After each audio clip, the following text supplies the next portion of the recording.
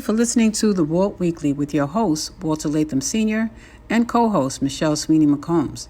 You can find us at www.thewaltweekly.com. On social media, Instagram, The Walt Weekly, Facebook, The Walt Weekly Podcast, Twitter, Walt Weekly, and Podbean, The Walt Weekly. You can also find us on iTunes, Spotify, iHeartRadio, Pandora, and other streaming platforms. Please like, follow, and share The Walt Weekly.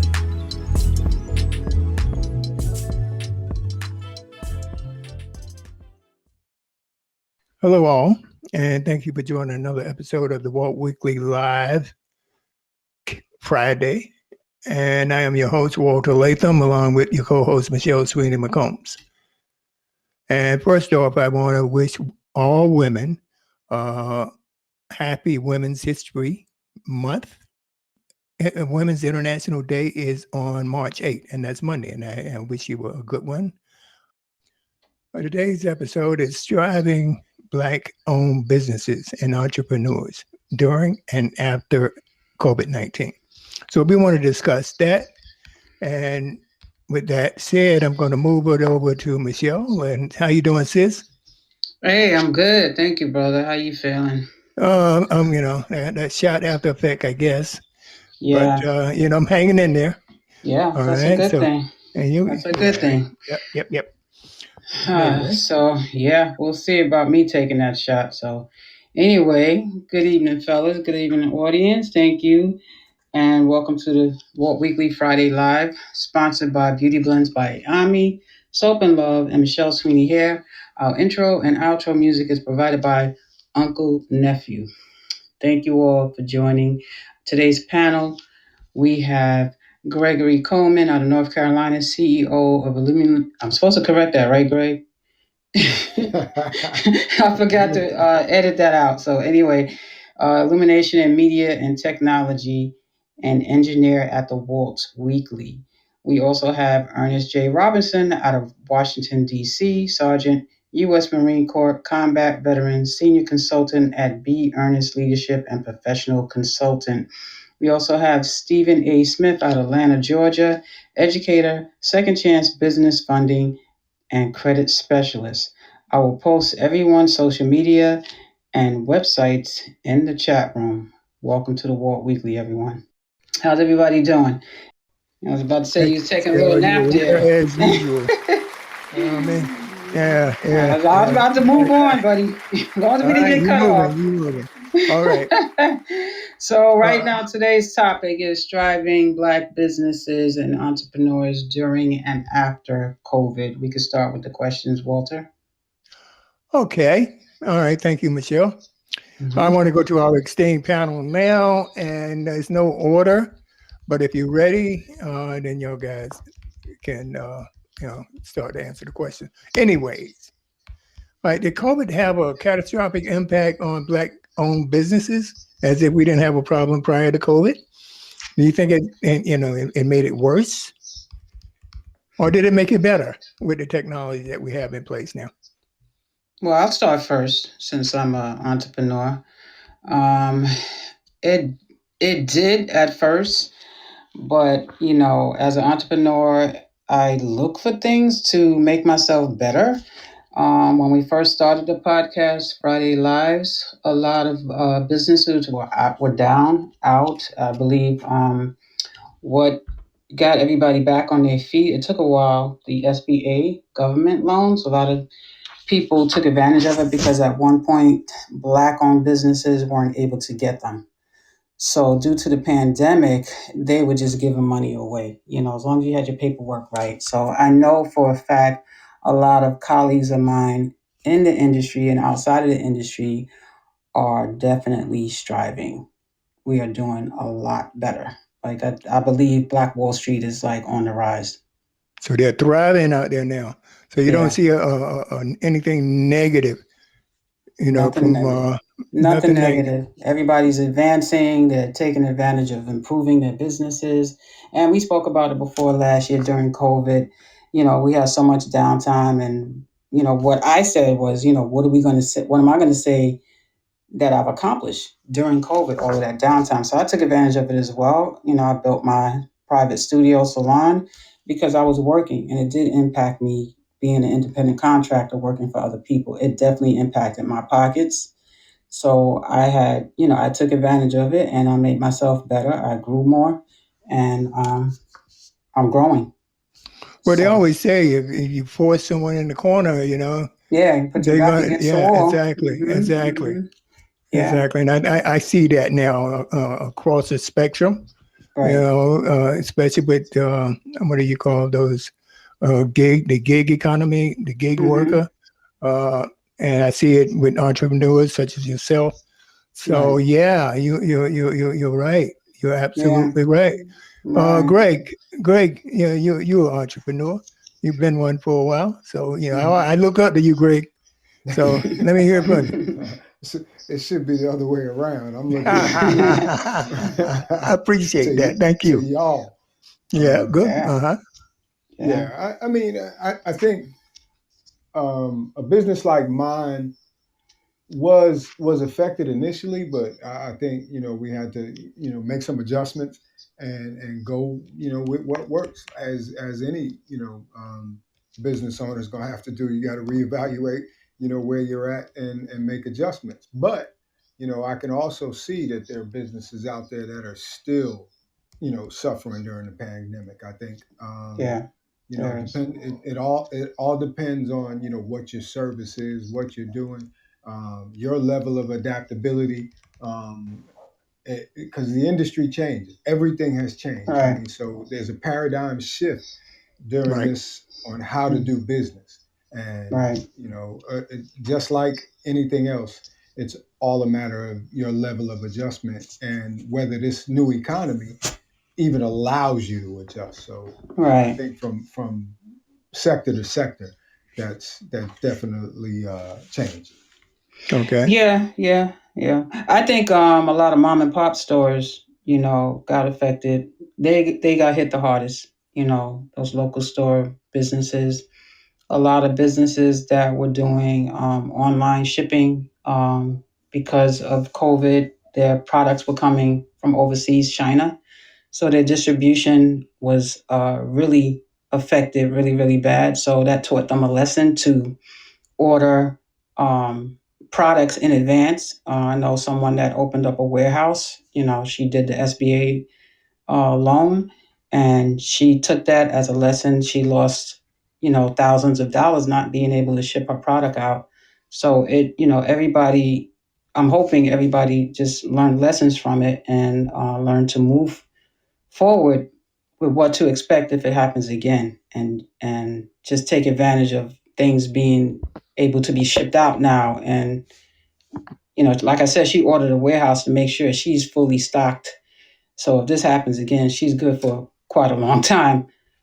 Because But that's just one person. I'm gonna give you I think one that one example. Go ahead, Ernest. no, yeah, I was about to say that I think this is a great opportunity to for small businesses to also be more cognizant of domestic and foreign policies that are created. Hmm.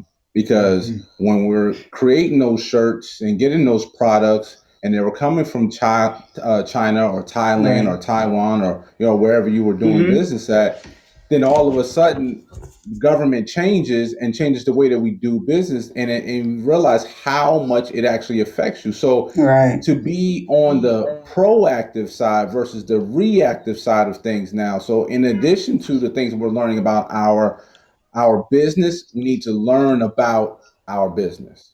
Right. That's correct. Right. That's correct. I mean, one thing I learned, Definitely, I one agree. thing I learned in grad school, and I've always been this way, is that when you get your news, you just don't look at it from a micro point of view. You look at it from a macro. Meaning, you want to know your local news, you want to know your national news, you want to know your international news, because they all come into play if you're a business person. Okay, they all come into Right. play. And that's one thing Right. when I was down I in North agree. Carolina that there was not much international news down in NC. It was mostly local and some national, but it was mostly local. Right. Do you find that to be true, Right. Stevie? Think about some of the things that are happening pre and post COVID, and in the interim. You're thinking about what's really affected mine and is affecting so many of the other people is that let's just go to something like the barber shop or the beauty salon. You got Right. people that walk into a beauty salon, and they that is a facility for so much interpersonal, so much person to person business. Same with the barber shop going up. I mean, I can't tell you how many customers I've engaged as a result of just being in that environment. And Hmm. you know that's been shot to some extent. Right. Even going to get a haircut right now is done by appointment. It's not Yeah. done Hmm. where people are hanging out and conversating and congregating. It's just it's a different thing. And so many of the small businesses have suffered because we can't get out and engage people the way that we typically do. Right. Whether it's female or male, in my case, it's the same thing. I mean, we're trying to adjust. The virtual deal is Hmm. okay. It's great as a secondary option, but Right. the primary option will never ever be replaced. Uh, oh, So I true. see. So what you're Hmm. saying that the old fashioned brick and mortar is not going away. That will definitely come back. Not in sales and not in promoting your product, not in in the normal engaging people. There's something that is time tested and will never ever go away, and that's the eye to eye, face to face. You talking to people. Uh, and people will close a laptop screen. Hmm. They'll close a computer screen on you. I mean, believe me, I've had it done many times. It's quite rude. Yeah, yeah. I hear you. There's a different thing. They have to engage you if you're in front of them.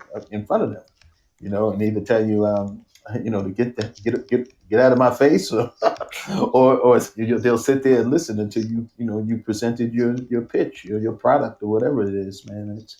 But I've been reading about a lot of these big I would say big box companies such as Best Buy and those in that space. They're closing a lot of stores.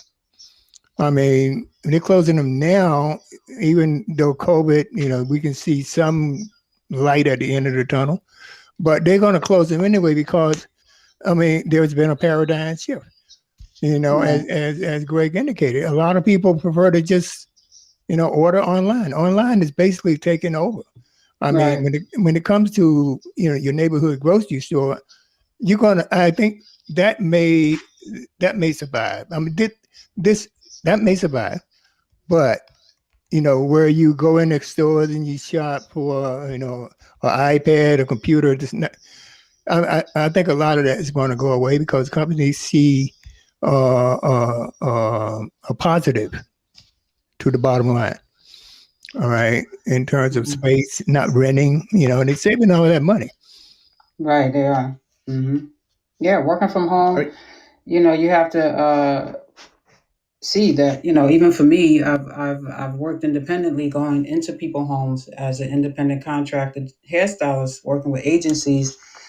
New York Fashion Week, expos, all of that was physical work. I had to be there. So it definitely impacted my pocket because I was traveling, I was doing educational classes, so I had to figure it out, and it was scary because even before COVID, I wasn't comfortable with going to people homes because people, you can't tell people how to act or what to do in their own homes, so I was always sanitizing, always, funny about being in people's homes anyway and being very careful. So that just made me come up with the idea of just doing something on my own. And it would be something that would be profitable for me. I mean, I'm slow now because it's still COVID. I'm slow, but I came up with an idea of making my own product. and it's starting to pan out for me. So I had to figure it out. Everybody had to figure it out. And I think, even after COVID, this is just a new norm for me. So I'm grateful that I was able to do that. I'm grateful, for my situation, but everybody didn't have that same situation. A lot of people lost businesses because they either didn't get the SBA loan, or, even with the loan, it only lasts but so long for them. And people still weren't patronizing these stores, the barbershops and the salons. You only have 8 hours to work, and you might be able to do 4 people in that 8 hours. It's tough. It's not easy. I mean, if you're following protocol, you're only working 8 hours, and you only have 4 clients within those 8 hours. It depends on the client, what they're getting, but you're still losing. And on top of it, we had to do PPE. I had to get plastic covers for my chairs, plastic covers for this, plastic covers for that. Everything sanitized after each client. You have to leave room for that. Like, it's just, it added a lot more. And unfortunately, we had to, you have to increase your prices because of that. So a lot of times we're not working as much because, Right. they can go and get a wig and keep it moving. The winter time was always slow, but being that the pandemic happened, a lot of people were at home looking at YouTube, learning how to do their own hair. So that was another, you You know what I That's mean? a hit. That's a hit for you Yeah. then. Yeah. listen. Well, You you yeah, you it's a big you hit. you make your adjustments. And you make right. I've done 32 years of in-home sales, Mm-hmm. and like you said about the PPE loan, I got one of the loan, but I have not been able to get Mm-hmm. the unemployment, and I've tried 3 times and I didn't get it. And Wow. I just recently took a job as a chauffeur. I've never done anything like that before in my life. Wow. You figured it out. You figured You, it Yeah. out. Yeah. you gonna Yeah. you I'm Definitely. gonna do what I have to do until people get I That's mean, right. or they That's ease all right. these restrictions safely. Ease all these Right. restrictions. Right. Right. That's right. I One think of one of my go ahead. Go ahead, Greg. one of my Ernest. businesses is in the travel industry. Unfortunately, there's only Mm-hmm. so much adjusting an individual travel agent can make. The Right. industry itself is shut down. So Right. Yeah. you can make a few adjustments for some local travel here and there, but Mm-hmm. you're really that industry on a whole. There's absolutely nobody's traveling. So there's Yeah. only so much you can do to fill in the gaps in that industry. Almost so much Right. ingenuity you can have to come up with other sources of income in that Of industry. income. But That's right. like Steve just said, sometimes you got to go outside your industry and Mm-hmm. make it Hey, well, help. listen. I'll just say this. I've always opened doors for women. This is the first time I've ever opened doors for men. Uh, Right. well, I can't. the I've always opened doors for women too. I understand. I understand. the But, but, I think but, yeah, Ernest, can I just say this because it ties into something that happened to me? yeah, go ahead. All right. Mhm. Okay. All right. Back in the Great Depression of 2008, 2009, I think I mentioned this to you guys, but I lost my job. I was in financial services. So the banks got hit when Lehman Brothers declared bankruptcy over the weekend. I think it was the second weekend of September Mm-hmm. of 2008. All right. So you saw Lehman Brothers packing their boxes. We had about $1 billion of Lehman commercial paper in Wow. our investment portfolio. All right. And when they went bankrupt, I lost my job. The following year, my wife, a lot of bankers were out of work. Okay. The following year, 2009, my wife got a job at Anthem Blue Cross Blue Shield, and they were doing Social Security. You know how every year you renew your Social Security, you get Social Security insurance, and or if you're returning, if you're becoming eligible, you get a Mhm. call. All right. So I went to a call center. All right. In 2009, and me and my wife both were making $15 an hour, and I never forget it. And the agency that placed us there knew my background. They knew who I was because I was the vice president at the time in a major bank. So, I'm a six-figure guy, what I'm saying? I went from six-figure to $15 an hour. So the New York Times did an article on me as an example of what the the Great Recession had on people such as myself, especially Wall Street. I mean, y'all guys can look it up. Just put Walter Latham plus New York Times. You will see that article. And I was, the guy questioned me. He said, "What do what do you think about going from six figures to $15 an hour? And what are your plans? What are you doing in the interim?" So I started a golf business, an online golf business, which was way ahead of its time. Okay, where you could send in a picture of your swing. I had a pro to analyze your swing and then come back to you. But the mere fact that I was black and he was white, he didn't want to work for me. He didn't want to be a part of it. Okay, so that just goes to show you that you will do anything. $15 an hour in the call center, calling people in Alabama, Georgia. I wanted the South because I had a slight Southern accent. So I would call the person up and say, "Yes, this is Anthem Blue Cross Blue Shield. I understand that you're eligible for Social Security, and these are." And you had a script that a script that you read from. But that's just like what you're saying, Steve. You do what you got to do. And that's what I did. I went from six figures to $15 an hour. Right. Yeah, you got to do what you got to do. We are hustlers. You'll figure it out. Yeah. Yeah. I would have been a driver's seat if I had to. I had a mortgage, which I couldn't afford to pay. So, fortunately with the Obama reconstruction or whatever, I was able to refinance my house. When my three daughters ask me for money, hey, listen, we do whatever the heck we gotta do to make sure that I'm able to put that in their hand. That's it. So that's right. As long as it's legal, we good. I'm proud of you, my friend. The same thing with my son with being in the music industry. I was shocked that he actually came to me 2 weeks ago to say, "Mommy, how do I apply for, working at the post office?" And I'm like, ain't no damn way you're going to give up your dream to go working at the post office and get stuck and you're not suffering. Like, there's no reason for you. You don't have any bills. He doesn't have any bills. Like, he was able to get the unemployment pandemic, filing taxes, which I don't know why, I guess, Steve, I'll talk to you outside of this, but we were both able to get the pandemic unemployment. It's not much, but it helps, and I'm like, son, you don't have, he was able to pay off his bills. He had, two credit cards, paid it off.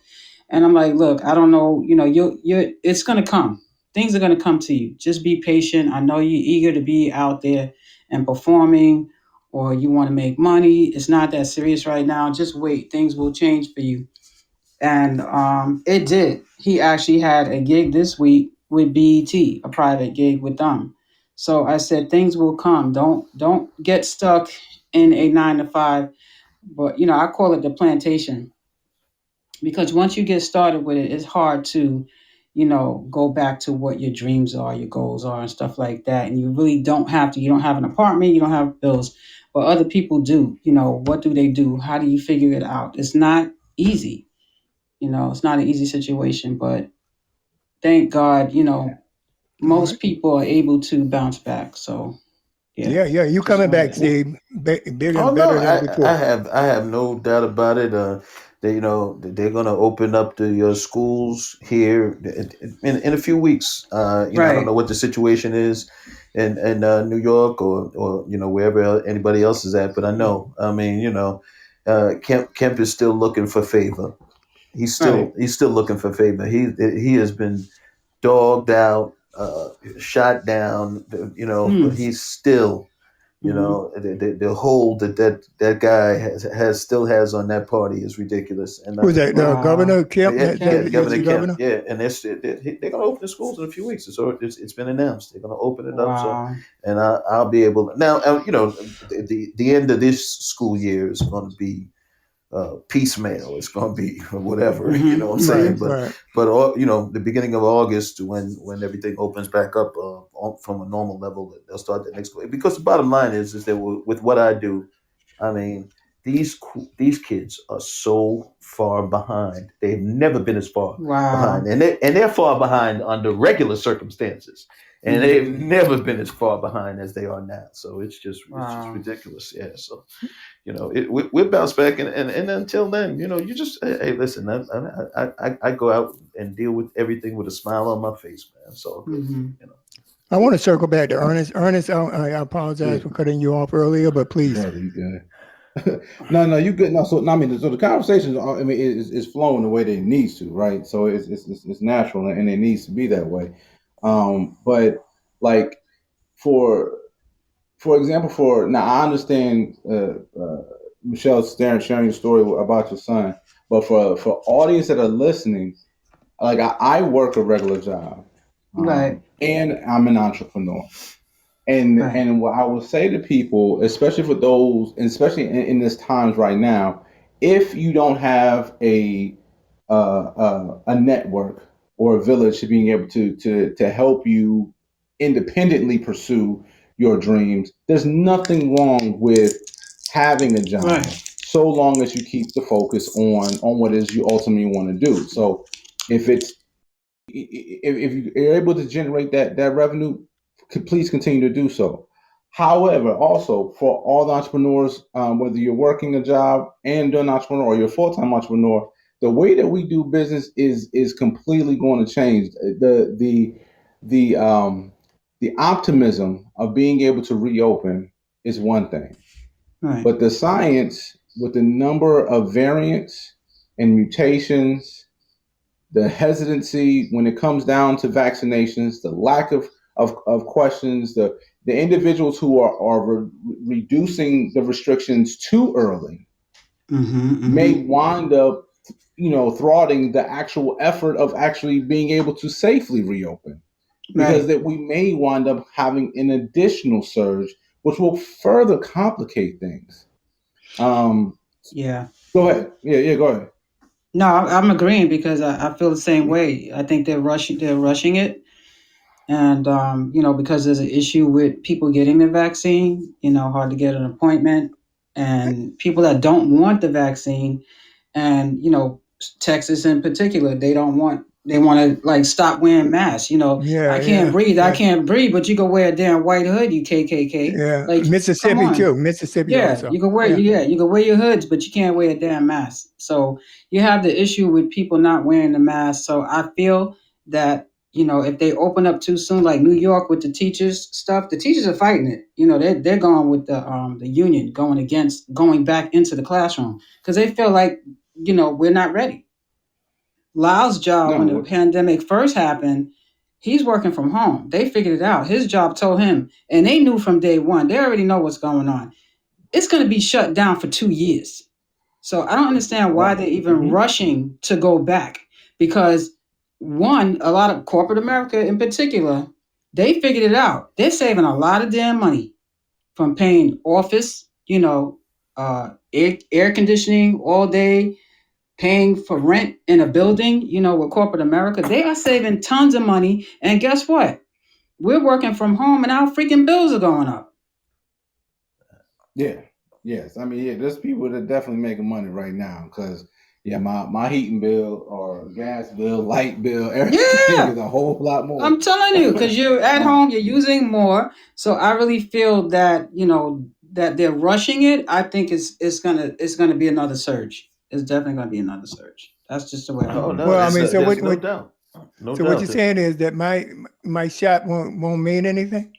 It doesn't now. What the hell does it mean? It's only gonna like what is? It's like the flu shot. It's not gonna. You're not gonna not get it. You just have less symptoms, right? And Less it's risk. only right. It's Less right, risk. and it's only good for what 6 months, and you got to get it again. Like They I don't don't. They even don't know even that. know. They They don't don't even even know. know. right. Yeah. Right. And Yeah. They the, don't. the They don't. biggest Now, thing, the yeah. biggest thing with these shots right now is the fact that there's less hospitalizations and there's Right. less Yes. chances of death. That is what they're Yes. that's That's what they're big. banking That's on. Yeah, big. That's big. that's huge. Mhm, Yeah, mhm. it is That is absolutely huge. definitely, of You I'm know, course. here to say I'll take that. yeah. Yeah, Right. definitely. I take just Yeah. take the flu. I take that. Yeah. Yeah. I But Yeah. okay, mean, but to go back, to get back on track here. Okay, I think we getting off a little bit. Hmm. Uh, what about before COVID? How was black businesses and entrepreneurship prior to I COVID? it, yeah. Now I'm glad you brought that up because that was one of the things that I wanted to talk about too. So we have to realize that a lot of businesses fail anyways. Hmm. Whether they're black businesses, white businesses, entrepreneurship, a lot of people don't make it to the first 5 years It's in their tough. Yeah. businesses. You know what I'm saying? We're talking about less than 50% of businesses make it to their fifth year, 33% of startup businesses only make it to the 10-year mark. Right. Right. You're talking about even businesses that so it's it's a known fact that businesses fail. The only Hmm. thing that happened during COVID is that it exacerbated the symptoms of the failure, right? Hmm. But when you have poor partnerships, when you don't know what the rules are, how to pay your taxes, how to you got a bad deal. I mean, you got a bad deal on the shop that you own. I mean, there's a lot of Hmm. beauticians and barbers and or people who own storefront property that get bad deals. So you Right. paying out the wazoo for your rent and you can't make any money in the store, Right. right? And then you can't get out of your lease because you done signed it for 2 or 3 years. So I Right. mean, and think about how many businesses that started last year in 2020 that Yeah. had their And grand opening hmm. on March 15th Yeah. Yeah. and then Yeah. I know closed a their few. doors. We had Yeah, somebody like that last year. What's on? Remember the girls that came in, the hairstylist? One of them had Oh yeah. just literally Yeah. opened up her salon in November, and boom, she shut down in March. It was tough. And then on top of it, not that you're signing these leases, the landlords aren't working with people because the banks are not working with them. So, Right. Right. That's what you you got to know, look at. it's a tough situation on both ends of it. He's like, why should I can't afford to keep you here because I have to pay my mortgage. You know, it's just a tough scenario. Yeah. right. And so and that goes into, I mean, and granted, I'm not trying to deviate the conversation, but again, it goes back into really being able to strengthen the village and how valuable is the black dollar if it's going to white banks. Yeah. How good is the black Right. dollar if you're going to white co-ops or other ethnic co-ops that actually Mhm. own the building itself? Right. Because then how do you work with it within the community to being able to self-sustain yourself? When we talk about a Black Wall Street and what was able to sustain them is that all of those businesses complemented one another. Mm-hmm. If the black doctor in the neighborhood Right. got free roofing from the from Yes. the from the carpenter, Right. and the carpenter got free cement from the masonry and Right. or from the mason, and so it was all of those things. The beautician saying she did Mm-hmm. everyone's hair, and then someone else cooked all the food, and someone else had Right. planted the food, Bartering and someone system. else who Yes. Yeah. It was and so it a was barter all of those, system. right. Yes. So, well, we don't have that system. One, we have a lot of distrust amongst one another. Right. We don't have the resources. So again, when Michelle, when you talking about like what did we accomplish in COVID in 2020? Right. Hopefully, it was to actually get smarter about how to actually do business, being Right. able to promote, and understand policy, understand resources, how and not just having resources, but how do you become resourceful? Right. Because Right. there's a lot of people who have the stuff, but you don't know how to use it. And that's like Mm-hmm. me, like me putting somebody had never served in the military, putting you in front of an M16 and telling you to put it together and then go down range and actually being able to shoot. I gave you all the tools and I told you what to do, but you don't know how to But you do it. don't know how to do it. Yep. Yep. Yep. So we need to learn how to You got use the to tools educate. and the things that we have. Absolutely. Yes. But And I that's digress. another thing that I did all 2020. 2020, a lot of stylists that I follow that I idolized, they had to figure it out. I'm a teacher, they were teachers, but we had to, learn and educate ourselves all the time. And one thing I could say that I jumped on and I did share with other people, whether they utilize it or not. There was so much free education during 2020. I couldn't keep up with it. And free Mm-hmm. classes that they were charging $3,000 for. And I was like, you know what? One guy, he dropped his first. He was like, oh, I can't, do this for free. I'm gonna do it for $20. I didn't give a damn because I couldn't afford his classes before COVID. I paid that $20. And guess Right. what? I continue to take classes every Monday and Tuesday, and it's still free. So education is free. Yes, dear Mandy, that's right. And if, like I said, I shared the information, whether they utilize it or not, when I'm ready to open up, I'm gonna be a badass. So All that's all I have They to right. sit say. there Oh, and here we say go. that Yeah, that knowledge, there's a sort of term that knowledge is power, right? that's Yes, But right. That's right. that's applied right. knowledge is That's power. right. It makes That's right. no That's the sense of caveat. you knowing something and Mm-hmm. not doing And it. So don't Michelle, apply what it. you're right. So what you're going to do, that's what's going to make you the badass. That's what's going to make you dynamic, and hopefully everyone who's listening to this show will actually be able to apply the things that you're learning, the things that you're hearing from this Exactly. panel, from the Walt Weekly each week. As we take on some of these different issues that are happening around, hopefully the value is not just listening to it and be like, yes, queen or king or this, that, and the third. Don't be the yes queen and not do the thing or whatever it is that you're doing. Right. Right. That's I'm right. done. And also, sharing with the community as well. It's not, I'm not selfish like that. I But you, see, I see a lot of people that do things and they're not going to tell you. I'm like, what's the big deal? I'm not I'm not competing against you. I'm not in the same area. You don't have to, I'm not a threat to you. What's the big deal? Me, I don't give a damn. I'll post it. I'll share it. You utilize it the way you want to, but I know what I'm going to do with it. yeah, So yeah. yeah, yeah. What I think really what irks me, what makes me feel bad, I get a lack of sleep from hearing about it, is internet connectivity. In the Black Yeah. community, we have it's bad. It's very bad in some areas of the Black community. I mean, now I'm fortunate because I got high speed internet and this, but there is a substantial amount, especially when it comes to our school kids that have to do remote, that they don't have that type of access, especially when the schools are closed. So in a way, it's good when the schools do open back up. They lost a year. You got to look at it like this. A lot of our kids have lost 1 years of education. I mean, it's just like if they were in the third grade, when they go back, they should be in the third grade. You know what I mean? Well, So do you know, Walt, that for the first time in over 70 years, there are no standardized tests. There's none. no, I believe it. There's no ACT. Wow. There's no SAT. There's Well, nothing. how can they? Yeah. I can't. There's It's none. not. It's not an equal playing field. Yeah, It's unlevel. the fact is that it's just based upon the grades that you had prior to the pandemic. That's what they gave these colleges, these institutions of higher learning are basing their acceptances on. Is what you And were and pre-pandemic.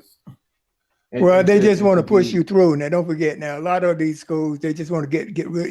Okay, let the teacher in the fifth grade worry about this fourth grader. I'm done. All right, bring me in somebody new. And it's shameful. It's shameful. There should be a solution for those. I mean, I know it's been being addressed by Google and now all these big companies. Yeah, we're gonna give you a iPad or whatever. But what is it? What good is the iPad if you don't have connectivity? Well, but you also have to think of this. This whole thing. If everybody remembers, okay, there were whispers of it in late February, and it really started to take shape in March, and everything got shut down the last week of March, the first week of April. So we're coming up on 1 year, and this is not to blame any particular educator, but they still haven't figured it out. This is a year later, and they still don't have it together. Yeah, the only way Right. to address That's it right. Right. is for them for the kids to go back to school. Yeah, that's That's it. the only way to address it. Yeah. I mean, in a way, yes, it's one way of being able to address it. I think that, I mean, one, I think, well, Walter, to your point, they were pushing kids out of in and out of school, out of classes, but well before COVID. Oh, Um, true, I, I, true, I true, was true. I remember being in the eighth grade in South Carolina, and in eighth grade you're right around 12, 13 years old, 13 years old, and there was two kids that was in my class that was 15 and 16. Wow. They should have been sophomores in high school, right? And then that again, that was a long time ago. Oh yeah, But yeah, yeah, yeah. truth be told, kids now have lost nearly about 2 years. They say that you lose about a quarter to half a year over the summertime if you don't apply yourself, if you're not reading and everything else. Right. So a lot of the skills that you learned in the previous year, you actually lose out on. Well, they lost most of that because a lot of schools started closing down in March. Now, everything officially across the nation, yes, happened around April, May time frame or whatever they were trying to do with school as much as they possibly could. However, many of them lost that. There was no summer school, right? So anybody who needed to make up work couldn't make their They work didn't do up it. during the summertime. Right, they didn't do it. So then Mhm. you come down in the fall, you try to start school, and then you botch that. You still haven't gotten the laptops, so they lose all of that. You go through the entire 2020. Here we are in 2021. I think Steve was in the talk. Still ain't got it right. So, but Right. Ernest, and piggyback on what you just said, but just also to take into consideration, think of all the bad habits that have been developed. Now you Right. gotta kind of, Yeah. Oh yeah. That's right. you know, you're gonna have to rebuild the way that a young student or Mhm. older student thinks Yeah. and the way that they perform. I mean, if you think about, I mean, this is over a year right Mhm. now of developing some of the worst habits that you can have academically, and now we got to put you back together. We, Well, you got to worry about no. You got to worry about the professional bad habits that have been formed. right, How you're many right. teachers ain't been Yeah. you have to get up and get it Both right? sides How of many it. people? Right. Yeah. Both Right sides now, of it. Yes. explain to me what are those bad habits that professionals have? I mean, could you explain that? Elaborate a little bit Oh yeah, more. absolutely. So here's the thing. So you don't have a commute anymore. So you don't no longer have to get up early in the morning to get ready. Your program, your lessons are all done online. So there's no class interactions. And public speaking, teaching, it's um it's a perishable skill.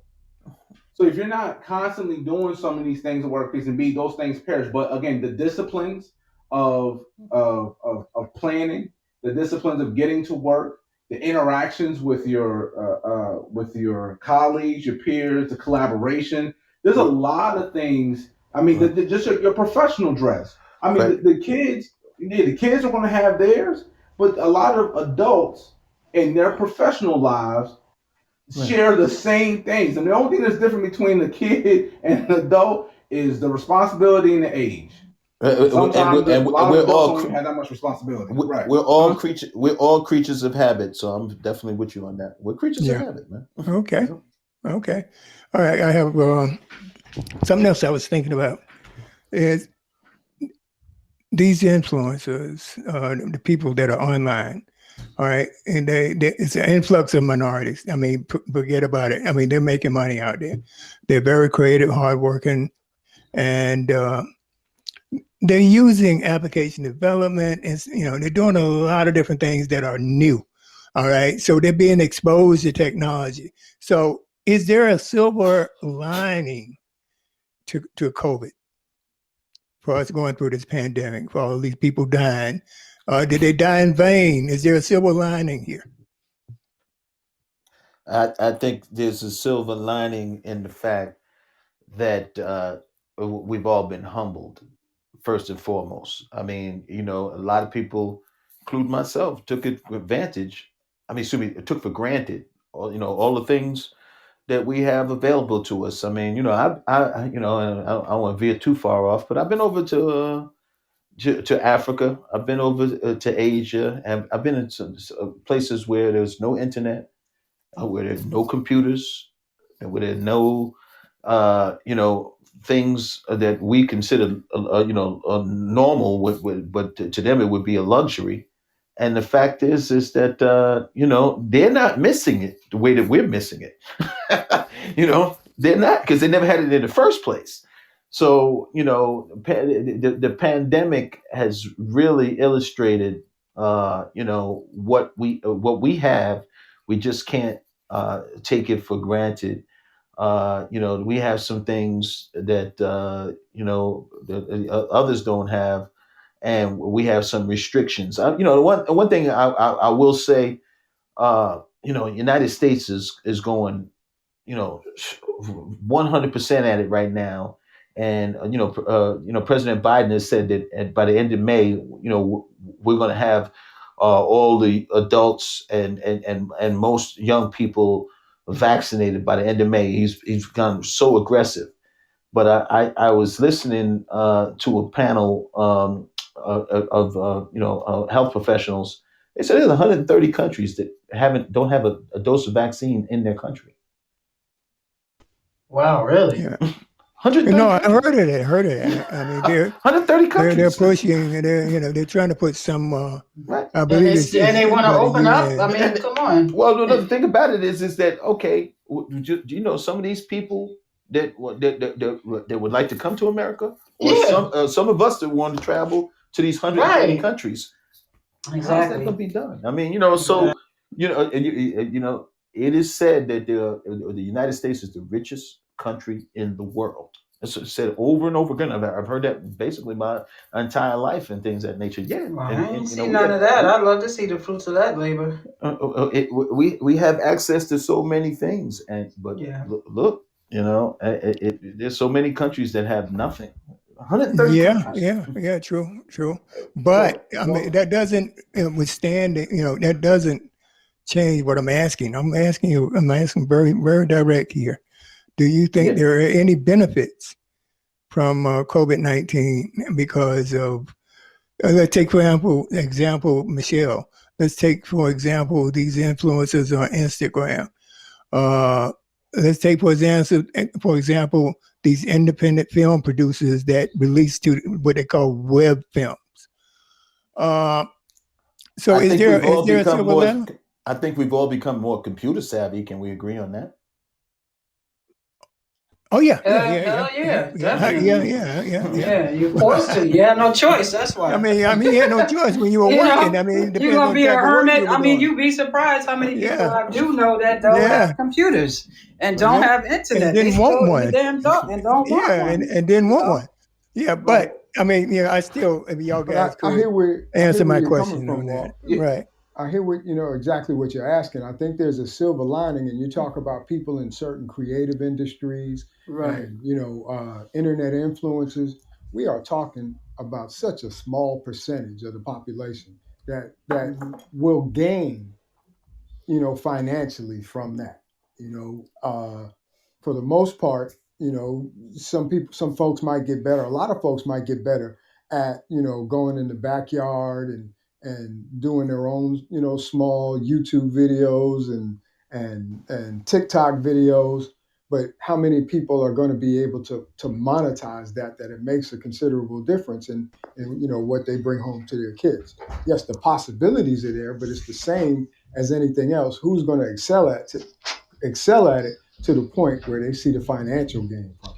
Right. I Or was has gonna the say. I was desire to gonna. do that. Yeah. I was You gonna know? say, as far as influencers are concerned, they're actually losing money because people figured out how to do the things that they're doing right now. And then they just recently had something on TV in reference to influencers, and they're not real. Like most of them weren't even real. Like I get hit with influencers all the time now, especially now that I developed my oil.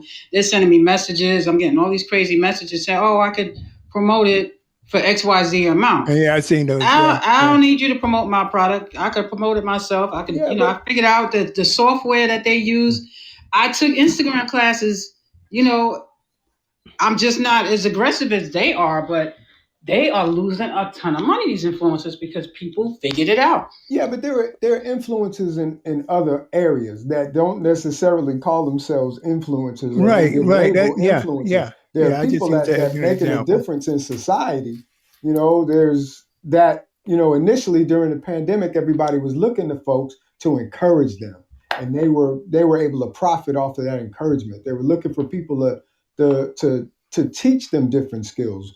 You know, whether they were, you know, they were actually, you can't say that they were fake Right. because they were really showing people how to change the way they do things. One of the things my wife has been doing a lot, you know, during the pandemic is, you know, she gets on a online cooking show every Wednesday. And let me tell you, this is real good food that she's making that, you know, she's learning online. So that person that runs that is an influencer. I don't know to what extent, you know, that he's able to monetize that, but these are still influencers. And, but how many people that were suffering in one way or another that, you know, their traditional means of income stopped, that they were able to turn around and become an influencer in another area, you know, and they monetized it. So, you know, that's one of the things that you got to look Right. for. Yeah, there's a silver lining. Some people are creating new industries and getting creative. And, you know, I've seen some amazing things, amazing TV shows, movies that happened that people created during the pandemic. But the bulk of us, the masses of the people, how many of them are going to be able to transfer that into, you know, into wealth, you know, and not just wealth but sustainability. Okay. Hey, Right. Hey, Walter, Walter. Michelle. Hey, Walter, this is Hey, Gene. Hey, Gene, brother, how how are you you? doing? All right. Awesome. Hey, what's going on to all the brothers on the panel? You know, you guys are dropping it tonight as always. How's it going, Thank But you. what Gene? I wanted to, hey, what's going on, brother? What I wanted to introduce is that COVID-19 changed the way that we campaign. You know, normally we do these, candidates do these huge fundraisers with, hundreds or at some point, thousands of people, and everybody's writing checks and eating food and hugging and shaking hands. But because of COVID, we couldn't do that. We couldn't do that. You know, even the petitioning season was cut short by Governor Cuomo because he didn't want people out there, you know, talking to other folks, not practicing social distancing and things of that nature. So, what was born in 2019?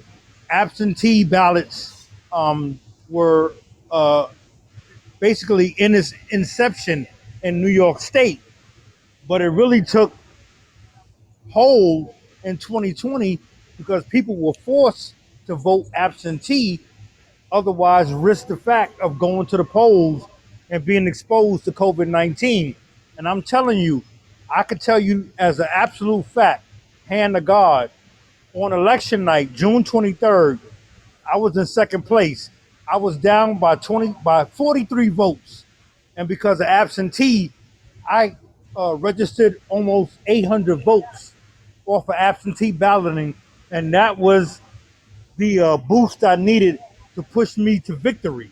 So now, voting and campaigning, you know, uh, has changed. It has a new face. Don't expect Okay. long lines anymore because people can, vote absentee from home. And I just Hey, wanted to add that in. Thank you. Yeah, yeah, Gene, yeah. Gene, I want to let you know they're trying to take it away down here in Georgia. I'll They, guarantee you they that are. now. They are working very hard to take that away. But I don't think so. Not as long as the Stacy, Democrats control Congress. I don't think Stacy so. is on it. Stacy Yeah, Abrams but is they on are they are trying. But yeah, yeah, Hey, Walt. Gene, yeah, that's a great point, man. That is a great point. Thank you Well, for bringing that to our attention.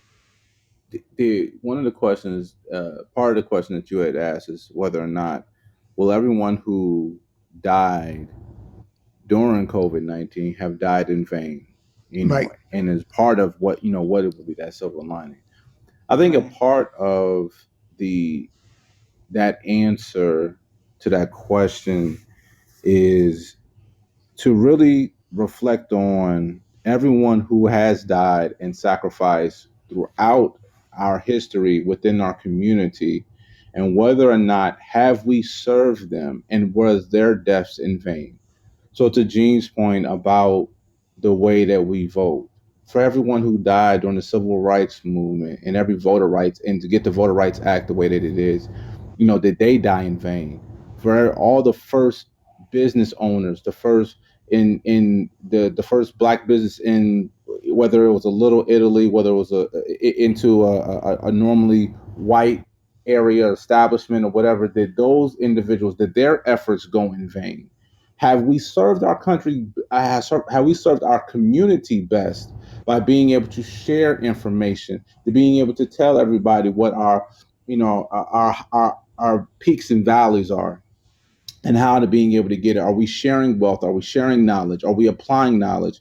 And so, I think to your point, or to again to address the question is, I can't fully answer it unless we actually change the trajectory of how we do business and be consistent about it, because we are very good to be able to bring up a poignant point such as that in an issue, and we'll do it for a little while, and then we'll fall off and we'll get comfortable again, and then we'll just There protect you our go. own stuff.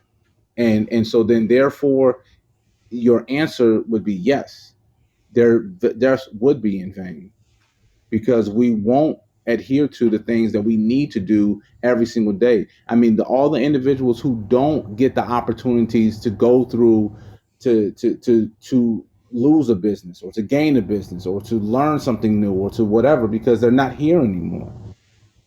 And so, is it fair for us to be able to continuously take? I mean, granted, we can acknowledge things that we took for granted, but is it fair for us to continue to take it for granted?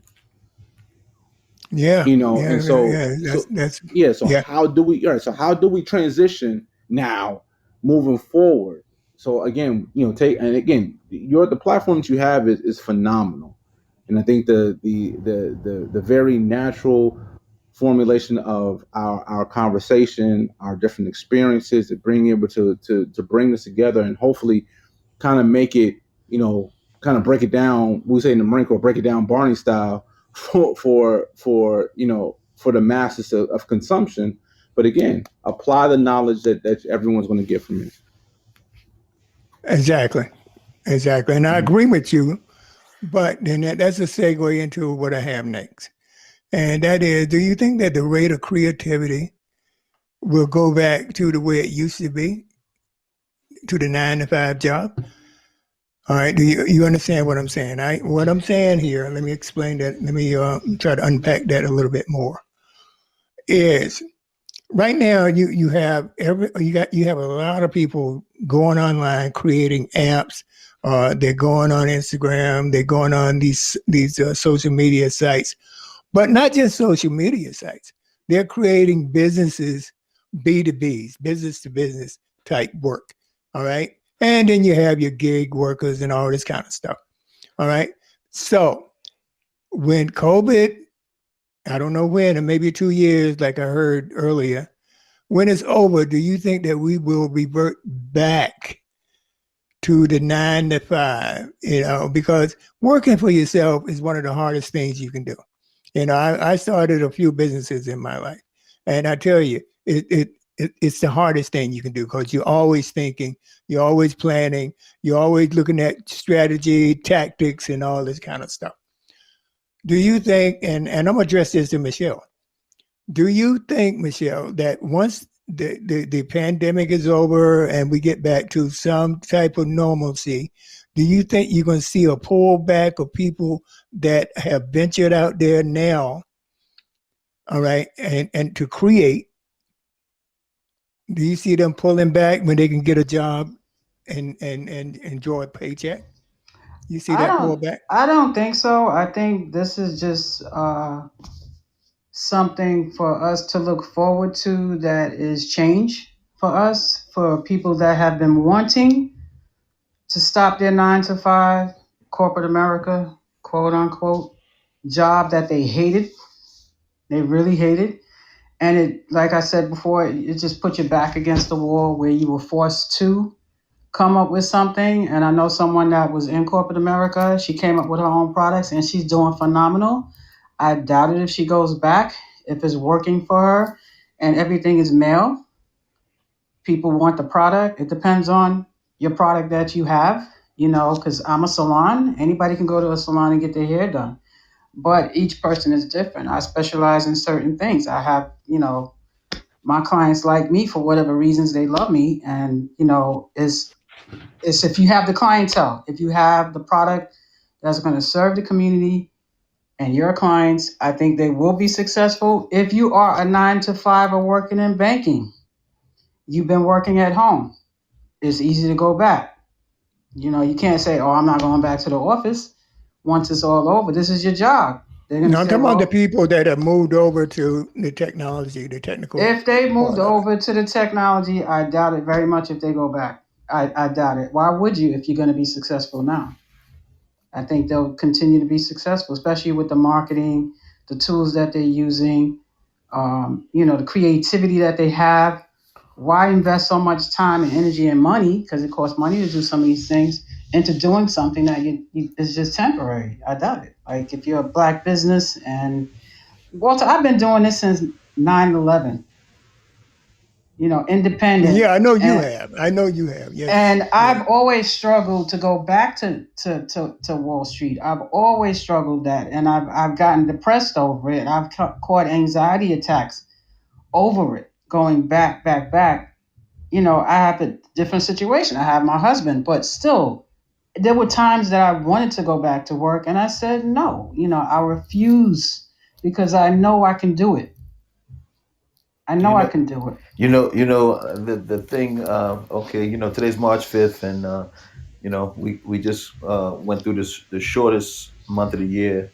Yes. But those 28 days of February, Right. on social media and through other outlets, I saw some of the absolutely amazing things that people that look like me have Right. done and contributed to our society, Mm-hmm. as a whole. Not just African American society. We have invented, we have created, we have directed, Right. we have done so many, amazing things, and it's just beautiful that it's highlighted during the month of February, and Right. it's a beautiful illustration for each and every one of us to view. So I just think that there are some of our kids, our nieces, our nephews, our Mm-hmm. cousins that are becoming more and more creative as a result of Right. what we're going through Right. right now. So I think it's only going to showcase what who not only who Right. we are as a people, but Definitely. just how creative Definitely. we are. Yeah. And especially the fact that you can Uh, get it online. People are being creative. I know a little girl that's a millionaire because her mother was a millionaire. And if you have a product that people love, I think they'll continue to be successful. That's how I feel after All COVID. right. So you're saying that train has left the station, right? Mm-hmm. So okay. All right. Great. Great. I think the issue is going to be whether or not is it going to be sustainable, and sustainable to a sense of, are people willing to continue to reinvent themselves? Right. Because Right. that's what's hard about business. Like nothing can Mm-hmm. stay the same. Like Nike didn't continue just to make one shoe. No. Ford didn't continue just to make one car. Right. Barbers can't just you can't just cut just one way. As a beauty Right. owning a salon, you can't just do just one thing. No. Like you can do The lashes, industry and we'll changes. Yeah. yeah, industry changes. So and people need you to do more. And you have Oh to yeah. know It's, how to, well, you have to Yeah, be willing to adapt to that change as well. A it's lot of and people. that always. But the only right. thing about I could say about the beauty industry is really not Uh changing. huh. They just added something, their own twist to it to this generation. It's basically the same styles. Right. Nobody's really being creative with it. It's the Yeah. same Yeah. stuff. They're just giving it a different title. Well, yeah, So Right. Right. I just want to know, because I haven't been to a mall in a long time. You know, Mm-hmm. you walk through a Macy's, a Lord and Taylor, you walk through a Bloomingdale's, a Saks, Mm-hmm. and you see women getting facials. Are women getting facials now? I wouldn't know. I haven't been in the They, mall. you know, I I never haven't been in even the had a mall. manicure, man. I haven't even had a manicure, so I wouldn't know. they're doing them. Yeah, I mean, people are even No, getting I break my neck. acupuncture, stuff like that. You know, you Yeah. have sanitation involved. I've seen people on doing live streams with doing facials and stuff, but you know, they're masked, completely masked up. You know, the person All that's right. getting the All right. service isn't. So you're still really taking a chance. It's just like makeup artists. When you know, I've been on set. I've had recent photo shoots and the client cannot, they can't wear a mask, everybody else is masked up. So you know, fashion week, same thing. You know, they had fashion week, it was limited, but you know, obviously the models can't have masks on, so you're taking a chance with it, but they are doing these things. Yeah. You just made me think when you were just talking. I mean, I'm just sitting there saying to myself, I said, I wonder, you know, because that's just something that you always see. I just didn't even know if that was even Yeah. being done now. So Yeah, I they're, like they're I doing. I Mm-hmm. like that term reinvent yourself. I'll give you an example. Last week I had to take my car in for servicing. All right. So I get a loaner car. All right. So I had my wife, she agreed, to take it to the dealer and this and that. But I took it back. When they called me and said, "Oh, your car's ready, Mr. Latham, please." Okay, so I go and I get in the car, my wife and I go to push the button to start the car. And there was no sound. There was nothing. I'm saying, Dad, God, what's going on, man? I look at the gas gauge, what I thought was a gas gauge. Then I see this little message that said, charge immediately. So I'm Mm. thinking it's a hybrid. Okay. Do you know that it was a totally electric? It was an electric car. Oh wow. I had to play around with it. Then I decided just to put it in gear, back up a little bit. Then I put it in drive and drove. And then I said, "Oh, this is an electric car. No sound. No Wow. sound." So Wow. I had to reinvent my driving, right? How I start the car. But anyway, Right. just an example. But you do have Wow. to. You have to be, yeah, you have to be adaptable, as I've always said. But Yeah, that was really because cool. Hey, I Walter, this mean, is Gene. yeah, G. mm-hmm. Um, I don't know whether people in our society are, have the acumen or the determination to reinvent themselves. But one thing is for damn sure, the employers do, because I saw a news report on television that the Postmaster General, right, the one that was under fire last year He's the for one that, removing, yeah. Slow mail. yeah, Yeah. right, and he removed mailboxes.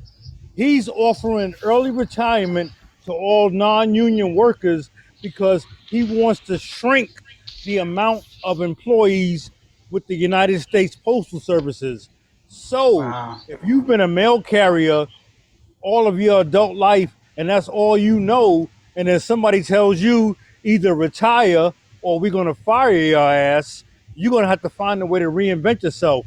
So basically, to answer your question, in my opinion, Walter, people have to reinvent themselves, otherwise suffer the consequences. That's And I'm right. going back on mute.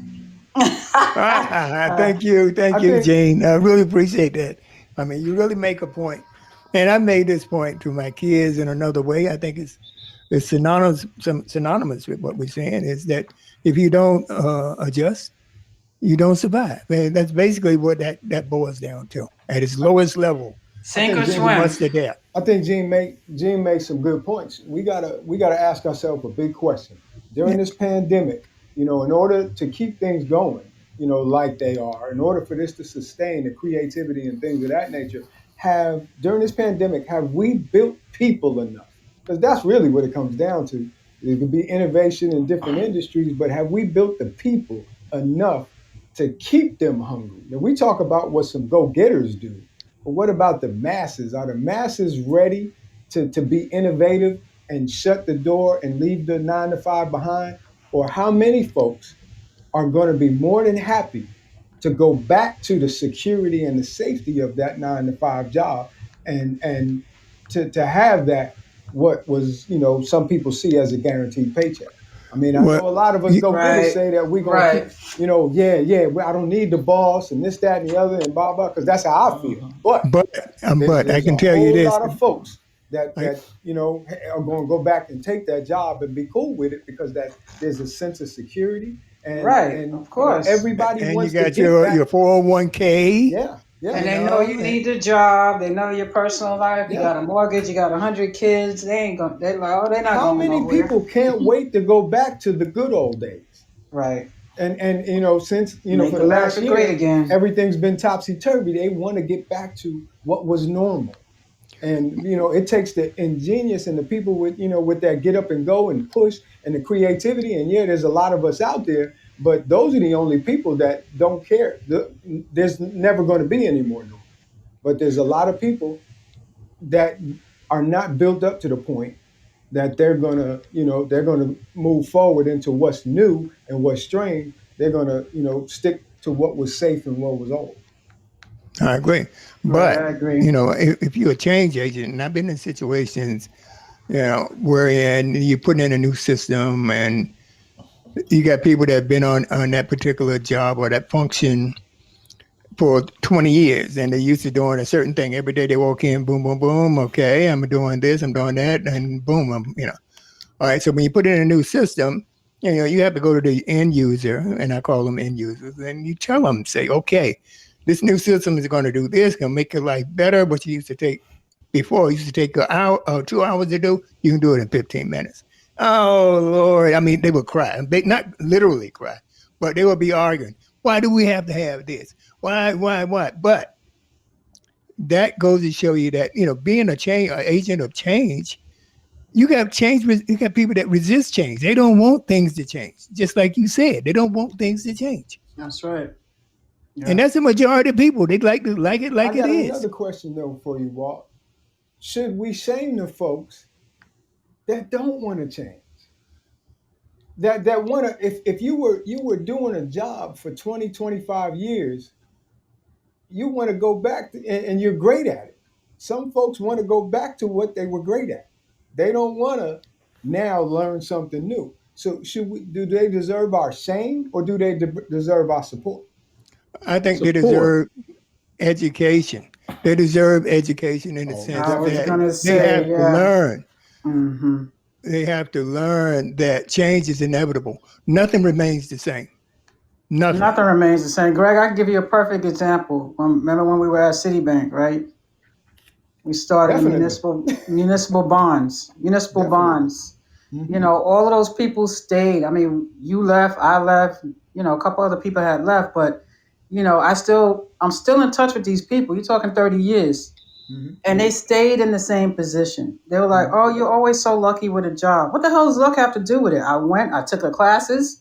The company offered you, Walter, you know that. They offered you classes, go back to school, whatever. Oh yeah. Oh I yeah. took advantage of everything, every opportunity they had for growth for myself until Yeah, I but couldn't grow anymore. And then I what left. So most people do not like change. They like staying. They have that mentality that their parents had. Stay in a job for 30, 40 years, retire, get your pension. That shit don't exist anymore. There's no such thing Right. as longevity.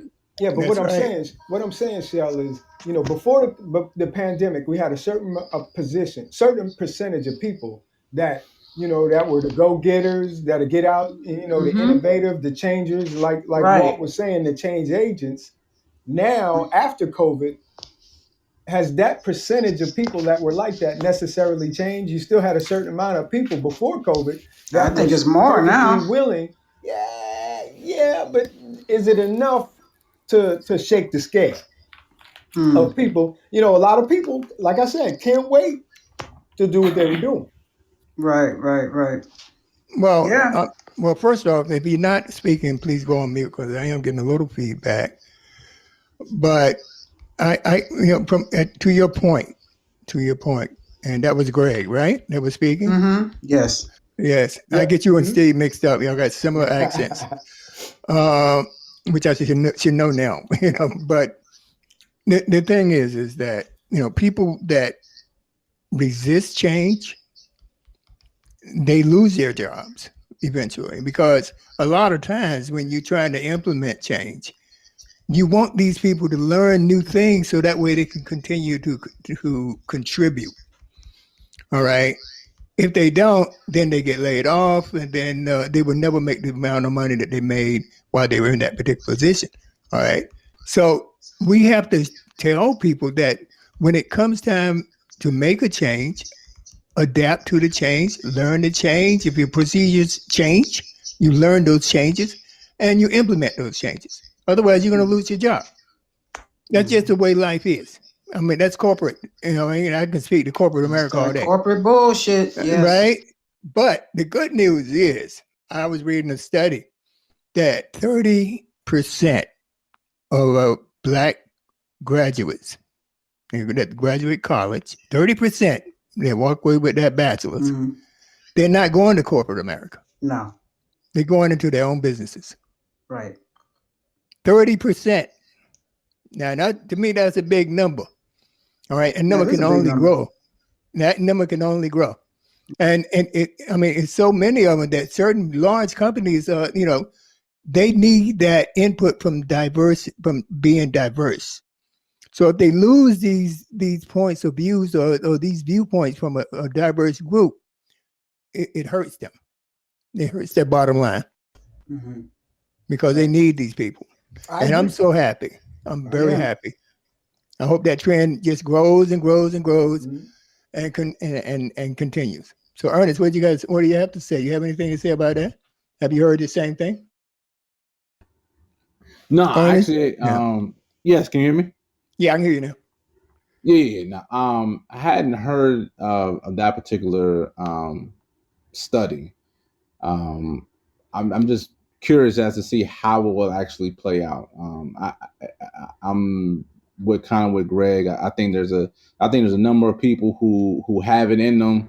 Again, the statistics, yearly have shown that a lot of businesses tend not to make it. Don't make it to the 5 years. Don't make it to the 10 years. A lot of people tend to stay in the same type of situation. And the thing is, at the end of the day, we break it down back to Lion King. It is the circle of life. I mean, we need people to do all of these jobs. Exactly. I mean, we still need people to cook the food at McDonald's and Chick-fil-A, and we need sanitation workers, and we need people to wash the dishes at our favorite, 5-star restaurants, and we need valets, and we need concierge, and so at the end of the day, yeah, it may sound good, and to start your own business and everything, but we need people to do it. And here's the thing: if your business becomes a large business, then you still need employees.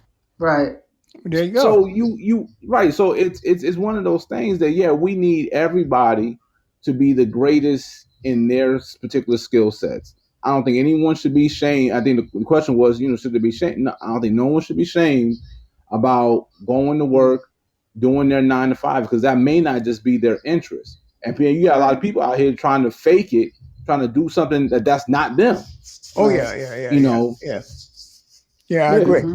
But I'm not it's saying a win-win for anybody. If you're independently working as an entrepreneur, or if you're in a 9 to 5, because whatever your career is, somebody has to, there's someone there. Like I have to ship my product out. So you have to, I have to deal with the United States Postal Service. So there's always going to be work for everybody. It's millions and millions of people here. Like, it's not like people will be out of work if they become a entrepreneur. They have to feed into someone. Like, we're entrepreneurs, but we still need other people's services. So people will still be working, but the people that were working in corporate America figured it out. We figured out another way. So I just feel like, because I'm an entrepreneur, I've been in a position where I felt like I needed to go back to work for financial reasons, and God has always blessed me to find another way. So there you go. I'm grateful. There you go. And you don't necessarily. I indicated 30% of graduates, excuse me, from college, but who makes a lot of money? I mean, they can take care of their families. Plumbers. What's wrong with being a plumber? If Oh, you don't want to go to college, be yeah, a plumber. I mean, these jobs are there. All true. right. You don't have to go to My 4 year my college. my Mm-hmm. fraternity brother, my line brother actually, Mm-hmm. is in his third year of his apprenticeship, doing to be an electrician. Mm-hmm. And currently, right now, as a part of his apprenticeship, he is working on the Capital One building, Right. in Northern Virginia. He will make whatever kind of money, all kinds of money, for Yeah. years. Yeah. Yeah. Yeah. Yeah. Mm-hmm. Um, because who I don't have them skills, not at all. Yeah. Air Right. conditioning and heating Yeah. and all this kind of Yeah, stuff. HVAC is Forget about huge. it. Yes. Yeah. Yeah. HVAC Oh is yeah. huge. Yep. Yep. We need Yeah. them. I got, I don't even have, I mean, I look for black businesses because I need that service. If I Right. can't find one, I'm gonna call whoever's available. If it's get cold at night, the Right. heat go down. I mean, Michelle, you had some of your heat went down. Who'd you Mm-hmm. call? Yeah. Yeah. And Plumber. Got me. before they even show up, they tell you, I mean, I want $178 just to show up, my friend. Oh yeah, it was Okay. 150 automatic on the spot. And Yeah. it took him two Hey, minutes to fix the damn thing. this is Gene. Yes. Yeah, Chris. I mean, Gene. Yeah, Gene. No, yeah. One thing's for sure, you can't get a robot to replace a politician because we're already robots. So we ain't got to worry about that. Yeah, that's And Yeah, funny. to we speak to Ernest's point, um, my daughter is a graduate of Morgan State University. She graduated all with a right. degree in sociology, and my son is 5 years her junior, and he was trying to live up to his older sister's, reputation and her accomplishments. And I told him, I said, dude, you don't have to go to college for 4 years and be in debt. You can go to trade school for 1 year, and then that school will pay for itself in the first year that you're working as an apprentice. So right now he's in school. He started in January. He's in school to be an electrician, and I have a very good friend and frat brother that's a master electrician. So I put him on the phone with my son, and he told my son, once you reach the level of master electrician, that's the same thing as being a doctor or a lawyer. You have this official title, and when you start making two, three, $400,000 a year, no one can tell Mm-hmm. you anything. Yeah, Right. yeah. I may look dirty, but I make 300 grand. What's your life There like? you go. And I, Yep. Absolutely. That's for Well put. sure. That is very Yeah. true. So, I mean, Electricians do make good money. My dad was a foreman, so my whole family's electricians. They are banking it in. So yeah, that's a great trade. okay. All right. Now we're pushing up against the clock. Uh, well, the first thing is I want to thank all the people that joined, and hopefully, y'all guys were able to get some knowledge, gain something. There was a value to what you heard, and we want to just thank all of you for joining. All right, we want you to follow. All right, and like and share. Yeah, I know I go through this drill all the time, folks. But that's what we live on. We live on those little small details that sometimes I know y'all guys forget. But if you think that you get something from this show positive, then I need you to subscribe and share and like, please. All right. And I do want to thank all of you, for joining us. And we're here every Friday at 6 p.m. Michelle and myself. And no, that's hey it. That's all Walter, I got.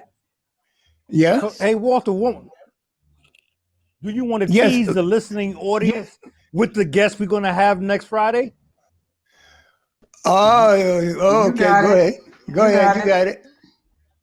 Please. Next Friday, we're gonna have Dr. Maurice Franklin, who's a Harlem legend, and he's Wow. running for district leader, male district leader in West Harlem, and he's running against the incomparable Charles Rangel. Yes, that Charles Oh, Rangel, yes. Oh, yes. former That Oh Charles Congressman Ringle. wow. Charlie Rangel. Yeah, that's Charles Wrangle. That's gonna be awesome. We're Wow, gonna that's look going to be a forward to great that. one. So this is going to be where the panel asks them questions. Yeah, right. Is that the one? Gene, is this where Yes. the panel is going to Yes. participate with it? That's going to be awesome. Great. Charlie Yes. Wrangle. Yes. Yeah, Yeah, man. Jeez. yeah, that's old That school. that that. Okay. Why? Okay. That is He said that made me why? He said stutter. why? That made Oh me my stutter, goodness! man. I'm over here Wow. stuttering on that one. But folks, that's just an example. Gene just brought up an example of what we're going to be doing this year. We're going to have some awesome guests this year, and we need your support. We're not asking for money, but Right. we do need you to, if you have Apple Podcasts, give us 5 stars if you like the show. All right. Hmm. If it shows no value to you, they're not going to understand that. Then you can send in, let us know, what we can Right. do better. But let me turn it over to Michelle, and I am very excited about next week, Jane. Thank you so much, my friend. Yeah, he just raised him up a notch over there. What's that about? Yeah, You yeah, see, he got all absolutely. excited, guys. You see I'm that? not sleepy anymore. You woke him We up, got man. You should have said that at the beginning of the show. we got Walt back. You got Yeah. him back. Woke up the dead. Okay. Well, we're excited. We also have some wonderful guests coming on for Women's History Month as well for recorded shows. We have an opera singer coming in on Sunday to do a recording and we'll post it. We also have some hip hop legends that'll be joining us on the 19th. Uh, Old school hip hop young ladies that'll be joining us for Women's History Month. So we got a lot of lined up, and like Walter said, we appreciate everyone's input. If you feel like we need to be discussing other topics, let us know. Hit us with a message. But right now you can follow us at on IG and Facebook, the Walt Weekly, Twitter, Walt Weekly, Podbean, the Walt Weekly. We are on iTunes, Spotify, iHeartRadio, and Pandora and other streaming platforms. Thank you all for joining the Walt Weekly Fridays Live. Thank you to our weekly panel, and thank you to our audience. Everyone, please have a safe and blessed weekend. Good night. All right. Good night. Stay safe. Peace. Night, everybody.